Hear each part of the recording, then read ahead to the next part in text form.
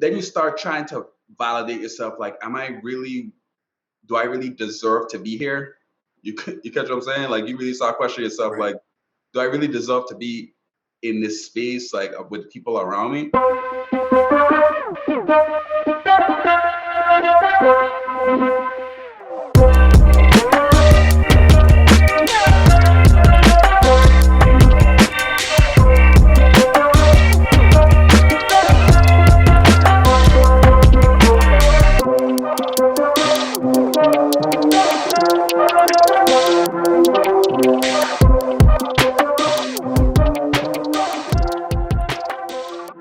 The topic that we had for tonight was imposter syndrome, right? So, it's been, I notice it in social media, certainly often at the top of the year, you see it happening. But the talk about imposter syndrome, and especially how it relates in the Black community, and how it affects us um, more broadly than others, right? So I think, Cal, right, you had some live examples that you were talking about a little bit earlier on, before we started to record here. Wanted to get your take on imposter syndrome. What do you mean by? What do you feel that means for you? Yeah, good question.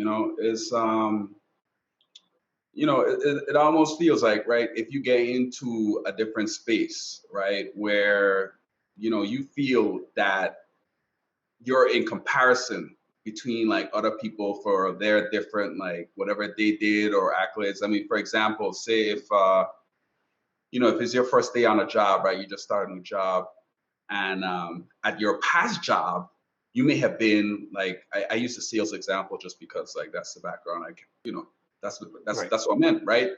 You come and like you're the top salesperson on your team, and you like were crushing it, you did like crazy numbers, and then you come to a new team, right?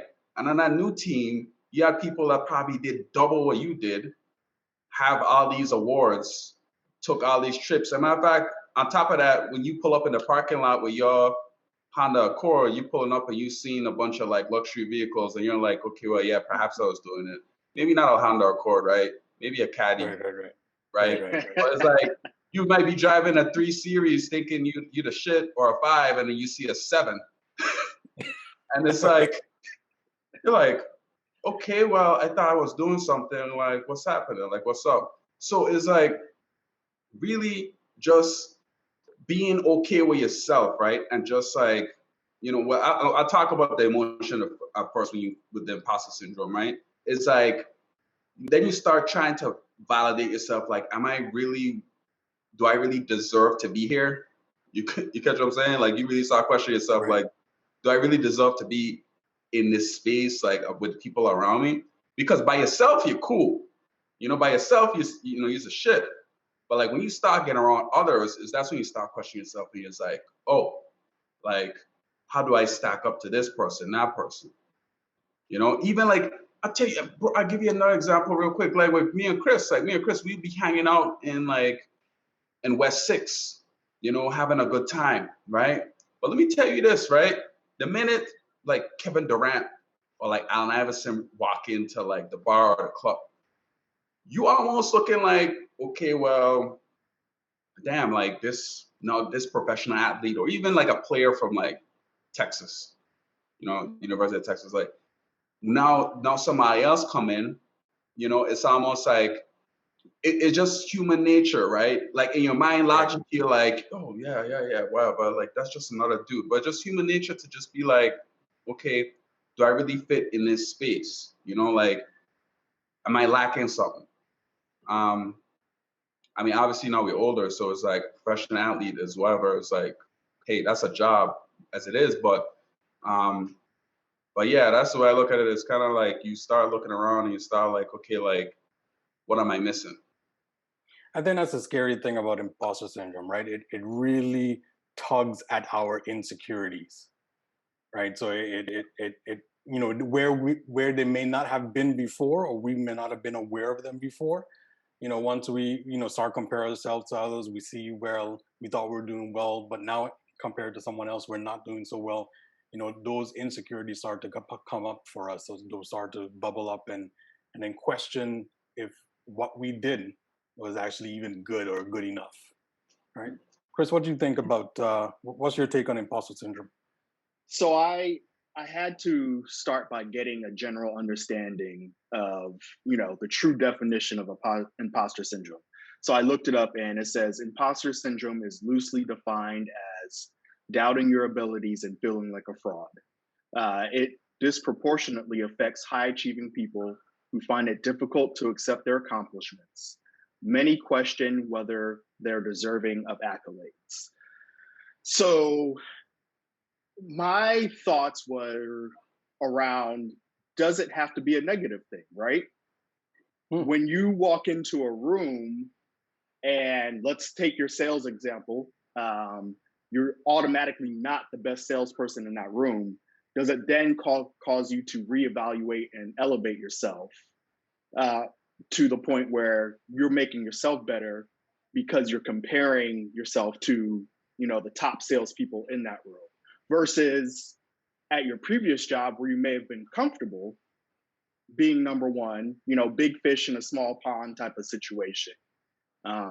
So that was my thought on it. I'm like, I don't know if it's necessarily a negative thing. It could spur growth from a personal standpoint. You know what? It's funny that you pull up the definition, right? So I have some notes here. And what's really interesting that I didn't realize before about imposter syndrome was that it's a relatively new concept, right? So when I say new, it was actually, the concept was developed in 1978 by two psychologists. And they were actually studying high achieving women and why they reached this plateau. The psychologists were Pauline Rose Clance and Suzanne Imes. And they were studying high achieving women, and high achieving women were reaching this plateau. They were getting seats at the table, if you wouldn't, as we would say. And then they will look around the room and not see other high achieving women around them. And they're wondering, should they be here, right? Like how Cal was saying earlier, once you have your 3 series now you're seeing cats with 7 series and you wondering if I'm good enough, right? Again, fueling those insecurities, that self-doubt, anxiety, self-worth, loneliness, and depression. And so I think that's certainly the scary thing about the imposter syndrome. And if not in check, those things that it fuels can really eat away at somebody, right? Yeah, because because Chris, when I had when I had an actual like literal definition, right? The position that I'm speaking of is the emotions, right? That is felt by imposter syndrome. But when you had a literal like definition of it, right? You can't help to realize that, okay, perhaps even a person like like Michael Jordan, like MJ, he may have been walking around with imposter syndrome, like, wait, everybody looking at me like I'm the greatest player in the world, but I don't feel like it. Right. So he goes out and dominates every freaking night. Yeah. And it's wild because you have some of the most competitive people out there that really just feel like, hey, like I don't feel like this title that people call me, like the greatest, the best that there is. Like even like a Tom Brady, you may want to talk to Tom Brady's like, okay, like he won a championship, and they took a picture of him like in a lock. Everyone in the locker room's like having fun, like yeah. And Tom Brady's there like putting on his like getting ready like it's a regular day. Like it's nothing. He's coming back next season. He just got surgery and he's ready to go again.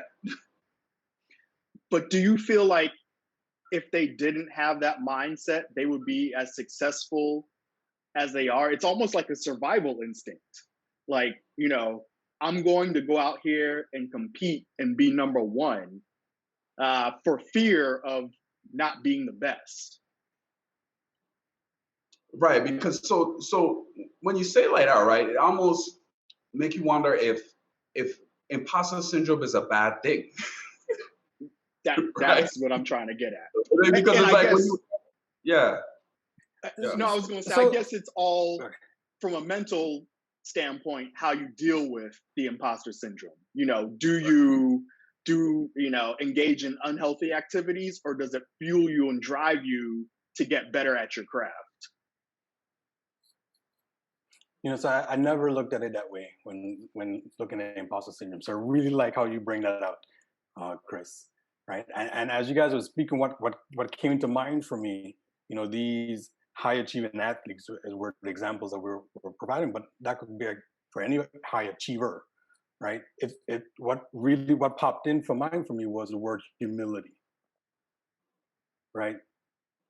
If going back to that example that you had, Cal, if I got my 3 series and these cats got 7 series, if I'm humble, I got what I got, I'm still going to grind to get more, and I don't care if those cats got 7 series. You know what I mean?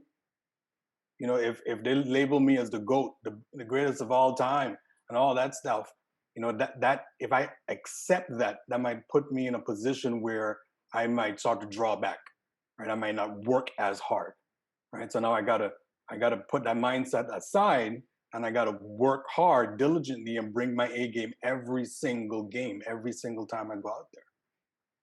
So when you guys were talking about that, humility was the thing that comes to mind for me, and I wonder if that is the cure, if you would, for imposter syndrome, kind of where you were going, Chris.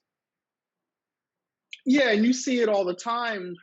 And not to go back to the athlete reference, but these athletes that are coming out of college, for example, and they're the number 1 pick. Everybody is expecting them to go on and do great things, but they're taking their skills and their talents for granted, possibly not having that sense of humility. And then they go pro and they bust because they're not putting in the work. Because they don't have that sense of humility, because they think they're entitled, because they already think they're number 1, they don't think it's necessary to better themselves. So I think it's all in how you view it, and how it fuels you, whether it fuels you for greatness or not. Cal, I thought I saw you have a thought there. No, I was just thinking, man. I was just sitting with it, with what Chris said, because it's almost like, is imposter syndrome, is it like an emotion? Is this something that you just become okay with? Is there like an okayness that you could just sit with about it, right? And then how can you use that, right, to like influence and to change your behavior? Which some of the greats, you have to admit, like that's what that's what you see from like some of the success stories where people they've had that moment where they feel like they're competing with people around you, right? And then I almost wonder, right, because we just gotta explore this. How can it be harmful, right? Because it's almost where if you continue to compare yourself against people around you, and then you reach to a certain level, then what do you do? Do you just like stop? Because it's almost like, okay, like how could you change that into, well, yeah, okay, maybe I could embrace that humility, but how could I start like being more, how could I start comparing myself against myself so I could just keep moving up and keep achieving, right? Instead of feeling like an imposter, right? Instead of feeling that emotion for imposter syndrome, like, oh, okay, well, I don't stack up to all those other people. But you know what? Like the thing that really gets me is like, if the more I start to try to accept that, well, I'm different, right?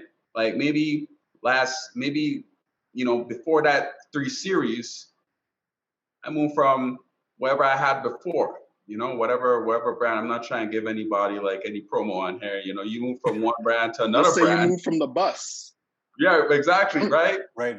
Yeah, you move from the bus to something else, and that's a huge accomplishment, right? Because it's like, Ralph, to go back to you, it's like it's relative, like everybody, like that I guess that's a big thing for me too, is like, with with that emotion, with that thing about imposter syndrome, it's almost where, you know, being okay with your path, you know, like where you going. You, I you think got it's to run powerful. your own race. Got to. And that is, at least for me, a very hard concept to grasp for whatever reason. And maybe it's because I'm in a competitive environment at work, as well as outside of work. But that is something that I personally have struggled with, running my own race, because you don't know where somebody else started from. And you don't know where that person is trying to get to either. You just happen to be comparing yourselves at one moment in time. And how many times have you seen that person that you are looking up to or idolizing or comparing yourself fall from greatness for whatever reason? And you don't realize that, hey, they may be killing it in this space, but personally, family-wise, their life is a wreck. Right. So you got to take, you know, the whole enchilada into account. Yeah, because you know what, like, so what you're saying, Chris, a lot of people do a good job hiding, right? I mean, you may think like, oh man, like, damn, that dude is like, he has the whole shit together, like crushing at this and that. But like, yeah, you don't know what's happening back home. You don't know. And then the next thing too, in sales, because, you know, like you see a dude like get a certain deal and you'll be like, wow, he's good, but you don't know what he did to get that deal. You don't know what happened behind. You get what I'm saying? Like, you don't know what's going on. You just have to, like, well, you know what you could control. You know what I mean? Like, you know the work that you putting in to get where you gotta go. So it's like, it's almost that gray area, right? Where you have to like know, well, hey, certain things you could compare yourself to some people, I get, but there comes to a point where how can you use that feedback? Like, how can you use that constructively, right? You know? So, you know, you make a great point. Both of you guys make a great point, right? And especially in this social media rich world that we find ourselves in, right? You know, you go on the gram and you see, you know, these people balling and you thinking, oh man, you know, I wish I was there, right? But that gram is only a moment in time, right? That gram could be a full stage setup just to get that picture, just so they can be the imposter of the situation, right? And I think we need to recall that, you know, as we engage in social media, you know, we tend to look and see what other people are doing, and it just may not be right, right? So to you guys' point, right? So to the point that we've concluded, or what I've heard so far, not concluded, but 1, run your own race. 2, be humble. 3, shift the energy, right? Instead of going down imposter syndrome, which has been inherently negative, well, you know, what we came to kind of conclude so far has been, why does it have to be negative, right? Why can't we shift that energy for the imposter syndrome and say, whoa, this can be fuel. This can be fuel in a positive manner for us to really run our own race, right? And stay humble. So, you know what, Ralph, I would actually replace the humble with be thankful. You know? Yeah, dude. Yeah, man. Bro, I'm telling you, like, when you start being thankful for some of the shit that you have in your life, you start feeling way more full and you start bringing a whole different energy, you know? Like, yeah, man, it sounds like fucking simple as hell, but it's like, you know, being appreciative, like, okay, well, yeah, I'm here in this space, like, you know, being able to like be in this environment, be like, you know, yeah, man, it sounds a little basic, you know, it don't really cost much. It don't cost anything. Yo, so this is the thing, the most basic and simple things in life is the things that we take for granted, but yet those are the most powerful elements to live in a more full and successful life, period, right? You know what I mean? So yeah, I mean, as again, simple as it might sound, but being thankful plays such dividends in yourself as well as, you know, those around you, man. It makes room. Yeah, and I want to go back to the last part of that definition, which is many question whether they're deserving of accolades. So when you look at the other side of it, once you do have those achievements, you start questioning, am I even meant to be here? And I'm trying to think of how that applies to me in my personal life, I'm not coming up with any good examples off the top of my head because for me personally, I'm always driving. I'm always looking towards the next thing, the next accomplishment. So when I get to a place, I just move the finish line a little bit further out and I keep on moving that finish line. I don't know if y'all have any good examples of not feeling like you're meant to be in that space that you're at as far as your accomplishments and your achievements. Oh yeah, 1,000%, right? So when you were speaking, what came to mind for me is work, right? I like to say that I have no idea what I'm doing. I don't like to say that rather, but I say it often. I say I have no idea what I'm doing, right? And that might not necessarily be very true because I think I'm pretty good at my job. But there is no clear-cut, easy handbook that says do this, then do that, then do this, right? But you have to come into this, for my job, you have to come into some situations and you got to make it up as it goes in some situations.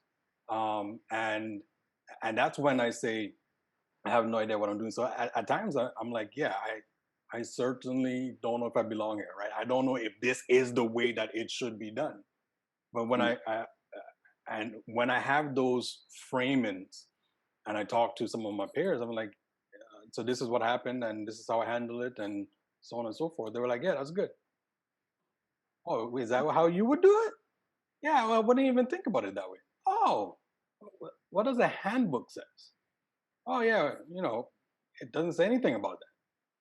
Oh, but I have, for me, it's those times at work where, there isn't that clear cut and dry handbook that says this is how things should work.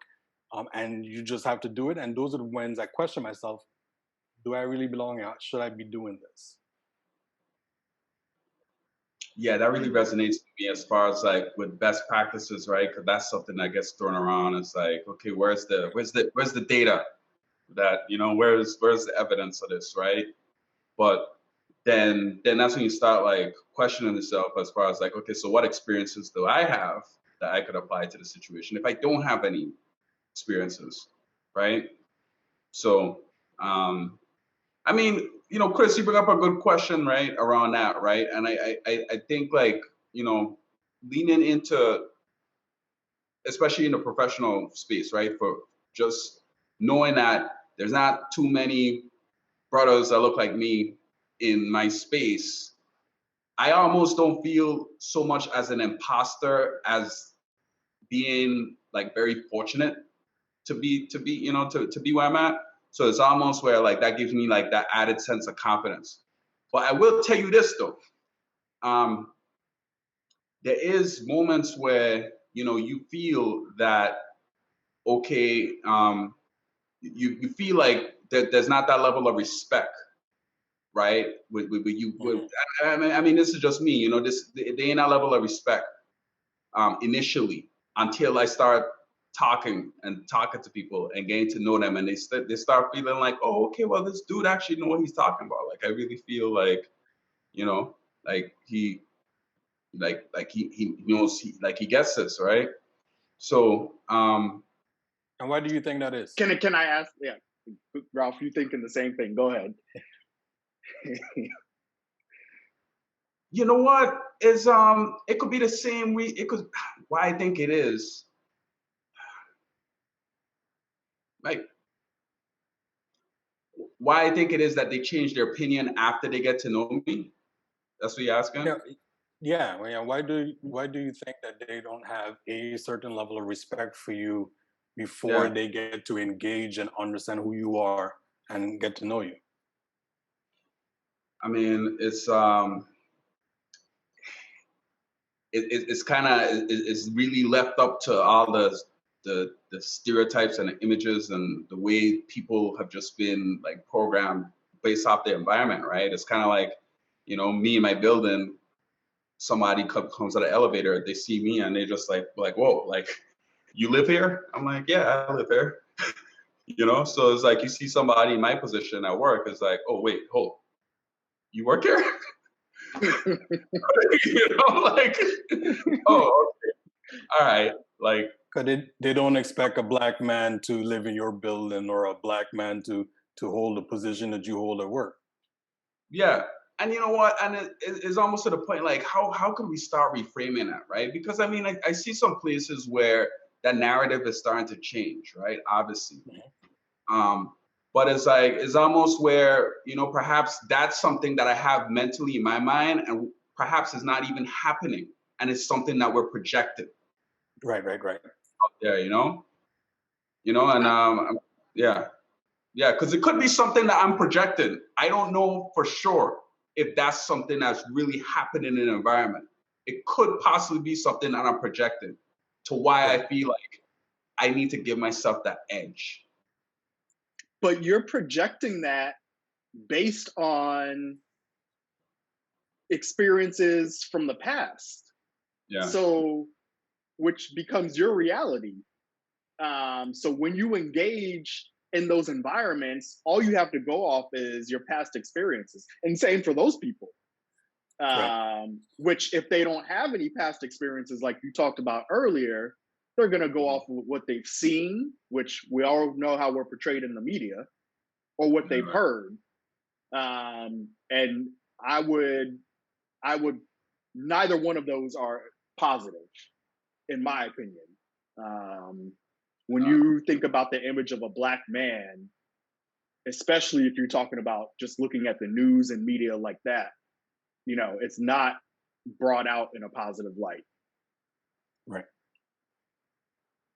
It's certainly not the full story, right? It's a small whole that we tend to be categorized as the whole race is categorized as, at least in America, as such. All right, so I think we were veering off, not veering off topic, but we certainly went down a branch there. So, what do you guys think about the phrase "fake it until you make it" and its relation to imposter syndrome? Yeah, Chris, I'll let you have that. I have definitely lived that phrase myself in the past. And when I think back about it, it was almost kind of to the point it was silly. You know, in a sales environment, you always want to look like you're busy as well. So when I first got started in sales, I would pretend I'm on the phone, crushing it and killing it, closing these deals. There wasn't nobody on the other end of the phone. But just to give that impression of success, and I will say a lot of it was for me, it boosted my own morale too. Mhm. So I don't necessarily see a problem with it unless it is affecting somebody else in a negative way. If it's for your own morale boost, to give yourself energy to pump yourself up, I don't see any issues with it at all. Yeah, I have to agree with Chris on this, man, because some people, like, I get the whole being authentic, and I get you want to be authentic about like how you feel, right? But if you're not a top performer in like whatever you're doing, and you want to continue like projecting not being at that level of performance that you want to be, then I feel like you need to get your body, you need to change your behaviors, right? And if changing your behaviors means you picking up the phone and just talking, right? What you're doing is you just like, you need to get in, you need to move. Hey man, I'm telling you, man, sometimes when it's like, I'm a very, like, sometimes I get really up in my head, I'm always planning, thinking in the future, trying to strategize how to figure stuff out, right? But the thing is like, if you want stuff to happen, like, you gotta move, right? So the whole fake it till you make it, what it means to me is like, you gotta start like moving in the direction or moving to the way you want to feel, right? Because you can't think your way into being happy. You could try, but then people gonna look at you like, yo, what's up with your face, man? Like, what's up? Like, you okay? You're happy by actually putting a smile on your face, right? You just like, you start feeling happy, you start being light, you start, you know what I mean? So it's like, you faking something, I don't necessarily, maybe that's not the right word, but I get the whole concept. Like the concept is like, okay, well, you gotta start like moving the way you want to feel, moving the way you want to be, you know? And to your point, Cal, maybe fake it till you make it, to me sounds almost like you're phony or you're not authentic. But Right. I think there is definitely something to be said, and I'm a true believer in this. Act as if you're already there. Yeah. So, walk around with that briefcase and that 3-piece suit. Your briefcase may not have anything in it, but don't nobody else know that. And eventually, that briefcase will start to have all the important documents and all the things that you're visualizing it should have inside of there. But I think you have to start somewhere.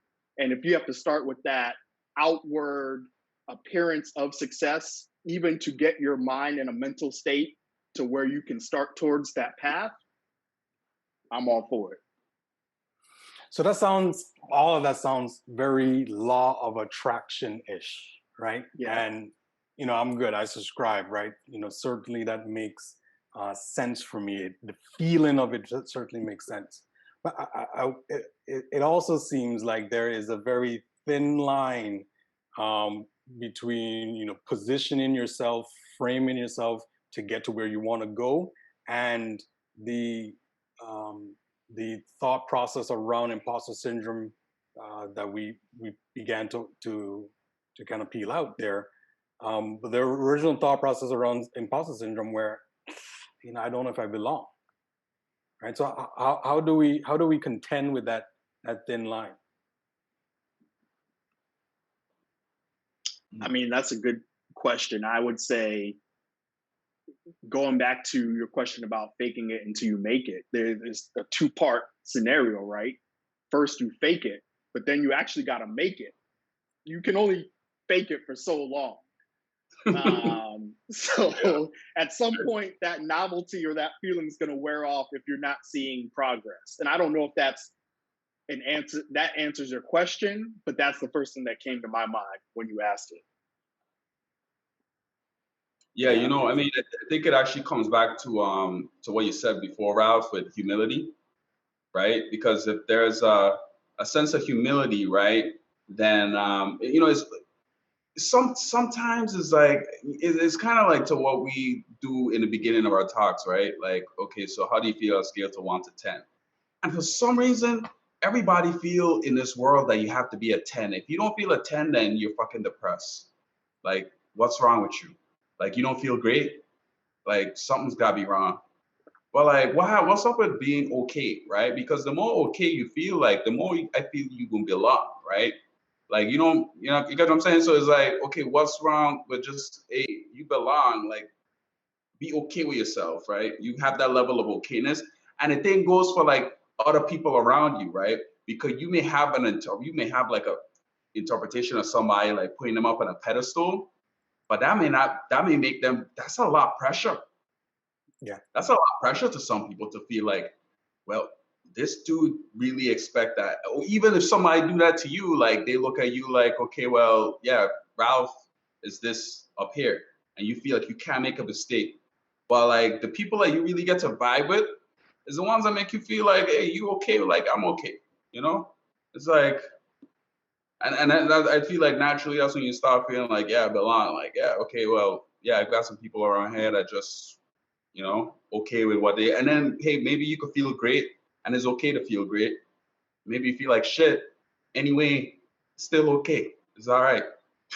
That shit gonna pass. So what came out for me as you were speaking, Cal, is the phrase "just be." Right, just be.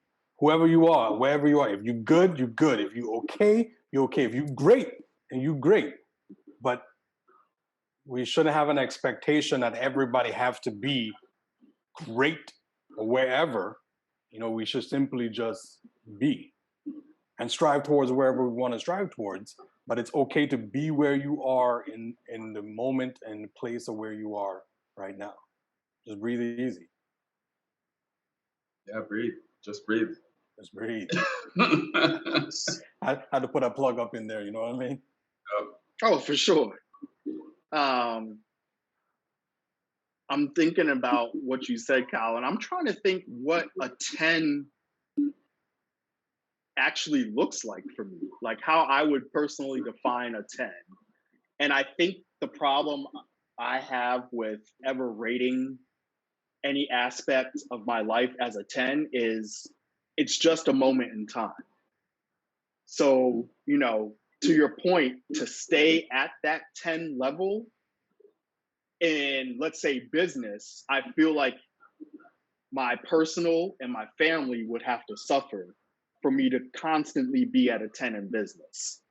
And there's always this tug of war between personal for me, family, and then business, and trying to balance all three. And I don't know that I will, I don't want to say, I don't know that I will ever get to a 10 in all spaces, but I don't know if that's realistic. Ooh. So you touch a point there, and it's a trigger for me, right? Because I have a pet peeve with the term balance, right? Because it the very definition says there must be equal portions on either side, right? If, at least two sides. But we all know we're multifaceted, right? So there's no way that we can have equal portions of ourselves and our energy and our being, our time in all of these spaces. So what I like more realistic is the term and the concept and what goes with it, harmony, right? Mm-hmm. You could have a whole choir, 50 people deep, right? And they can sound like angels singing because they got harmony. They ain't balanced. It ain't equal portions of sopranos and altos and all of those other O's. It ain't that. What they got is harmony.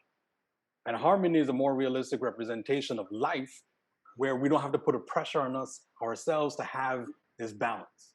Like this whole work-life balance thing, have equal portions. The very statement says I must have equal portion of work as I have life. And that's just not realistic. And when we can put on the thought process of harmony, then I think, at least for me, it takes off the pressure and the anxiety to have to bring about some level of balance in life. Sorry, it was a trigger. No. I really like what you said, because I really tuned into what you said, Ralph. One thing that I'm practicing is to stop thinking about what I want to say and just to start focusing on what the other person is saying. So I actually took the opportunity to really focus in, because when I hit a harmony part, man, you think about where am I balanced in, where am I just sharing attention in certain different areas, right? But like when you bring up that analogy about the choir, right? Yeah, the bass doesn't need to be overpowering, right? Like the bass just needs to be able to be there so everything could lay on top of it. Right. So it's everything, you may want to be up here with your work life. You may want to be up here with your personal life, family life. But they all have the ebb and flow. Right. Yeah, they all have the ebb and flow. So and then the next thing too, what I really start to realize is that at the end of the day, when you look at the ratings, the ratings is like a it's like if you look at cause and effect, it's like the effect of something that you're doing, right?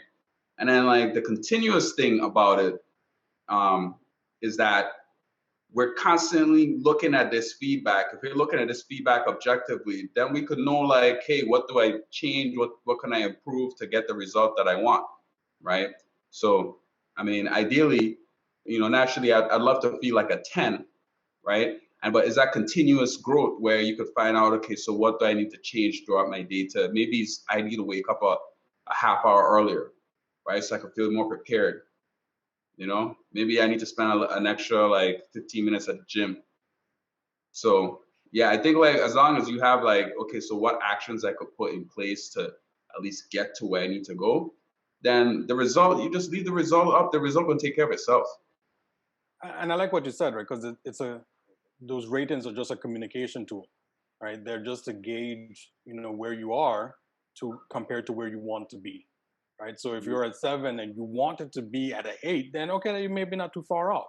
If you want it to be a 10, then it says, okay, well, exactly as you shared, what do I need to do in order to get to kind of bridge that gap?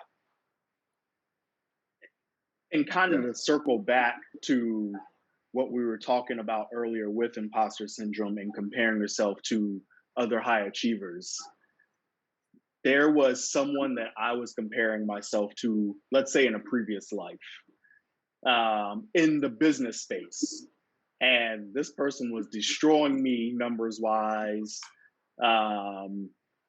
They had, a leg up on me for various reasons, legitimate reasons. And it's interesting because I was having a conversation with them one day talking about, how they're doing and how they're doing it. And he said something to me that was really, really pivotal, not only in that moment, but in my life. He said, you know what, Chris, man, you got the family, you got it all, man. Like you got the family, the wife, the kids, and he's a single guy. He's like, I wish I could have that. And I'm like, wow, I've never thought about it that way. Like here I am chasing you professionally and you looking at me like I got it all together. So to your point with harmony, right? At that point in my life, I would say 9.5, pushing 10 in business, but everything else was, 7 and below. Once he told me that, I'm like, okay, I need to focus on what's truly important, and having that harmony. But let me ask you this. After hearing what he said, does that make you feel better about what you're doing, or do you feel the same? I think it goes back to what you said earlier. It gave me a sense of gratitude. Okay. For what I already have. Right. Yeah. And realizing that I may not be able to compete in his space, but it's for a good reason because I have to, I have a family that I have to take care of and I want to spend time with, that I want to enjoy. So where he can put in 16-hour days, I'm not willing to put in 16-hour days because it will affect everything I have going on personally. Now, does it make me any less competitive? No. What it actually does is it forces me to try to work more efficiently, to be able to compete. So right. And to your point though, Chris, like compete where, right? So you have more places to compete than the example that you gave of the guy at a time, than he did, right? You had to compete in your family life too. And you said, okay, well, if I'm going to be best dad ever, what does that look like? If I'm going to be best husband ever, what is that going to look like? If I'm going to be best son ever, what is that going to look like? So that's competing in those spaces too. Yeah. So right, we are. Go ahead. Go ahead, I love how you put the end cap, the bookends on everything. So. Right. So I just want to make sure that we're grabbing all of the gold nuggets that we have kind of uncovered as we had talked through this. So I want to see if I could summarize a bit of what we talked about, right? So we talked about humility as so the things I'm going to summarize are the counter effects to imposter syndrome, the ways that we can kind of overcome imposter syndrome. And we talked about humility, and we said humility / thankfulness, or being thankful. We talked about running your own race, right? We had numerous examples throughout this thing about, hey, you just got to run your own race. You do you, and don't worry about everybody else. The third thing we talked about is shifting the energy. And I think that's such a powerful notion. So many times we show up to life just simply accepting what life has handed us and not realizing that we are the authors, we are the creators of our existence. And as a result, we can author it. We can change the very narrative that is before us by shifting the energy that we've been given. Right. So you like given a deck of cards. You can figure out what you could do with those deck of cards, right? It doesn't have to be, and I went with that analogy, like I play cards all the time, but it doesn't have to be a bad deck, you know what I mean? That you can run with. So those are the three things I captured. Did I miss anything, gents? No, I mean, I think you hit the nail on the head. I think that's a great summary. Yeah, I agree. Cool, Yeah, man. cool, I cool. mean, yeah. I'm excited, man. This is we're able to flesh this topic out. Went so many different ways, but Ralph, you brought it home. So No, this is all goodness, man. This was a good conversation. I think very fruitful. So you know what? We're coming to this end of this, and I'm wondering, right? You know, I'm always forced to ask, at least in my mind, what's next, right? As we're dealing with imposter syndrome, as some of our listeners may be dealing with imposter syndrome, you know, they heard what we said today, but really, you know, what's next? What can they, you know, what is the next thing to do or say or be that they can hold on to as a result of this conversation around imposter syndrome? So I think, Cal, you were talking about this earlier, but not putting too much pressure on yourself, not feeling like you have to be a 10 in all aspects of your life every single day. Breathe easy. I mean, that's truly, and that's not just a plug. Like, that's something to live by, words to live by for sure. Like, just chill, breathe easy. Like, take one thing at a time, tackle that, move on to the next. So, you know, that would be my advice. yeah, I mean, I think for me, obviously, is right. You know, breathe easy, be okay.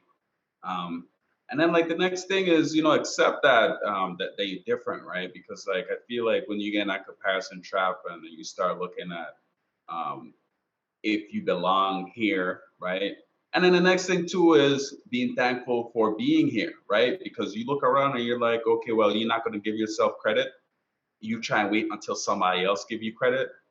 um, I think you have to pay it forward, right? You know, give yourself credit, and then afterwards, you know, if somebody give you credit, great, right? But don't go out there expecting it, right?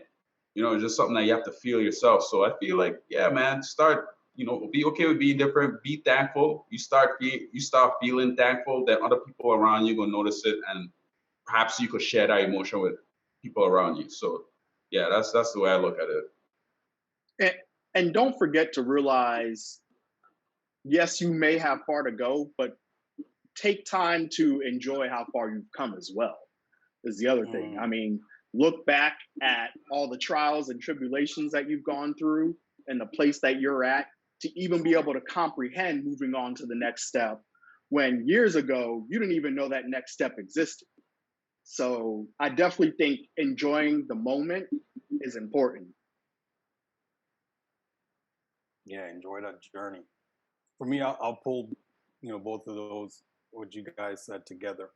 Um, and for me, it's, you know, it's just simply be, right? It's a great acronym for breathe easy, but it's also just be you, right? In that moment, don't try to compare yourself. In that moment, don't beat yourself up about the distance that you still have to go. Don't um, overwhelm yourself with the all of the aspects of the things that you want to achieve. Just simply be.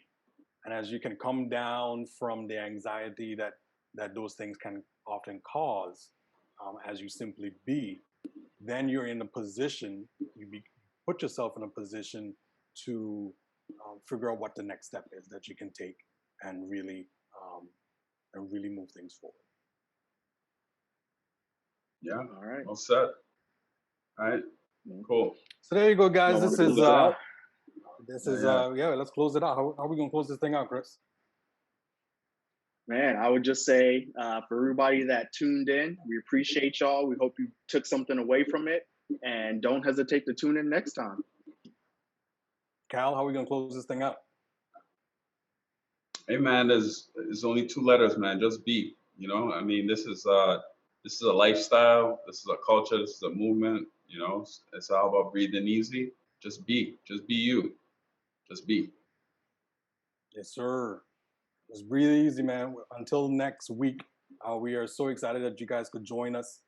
and we are going to be here for you, having these conversations. What you're going to see in the coming weeks and months ahead.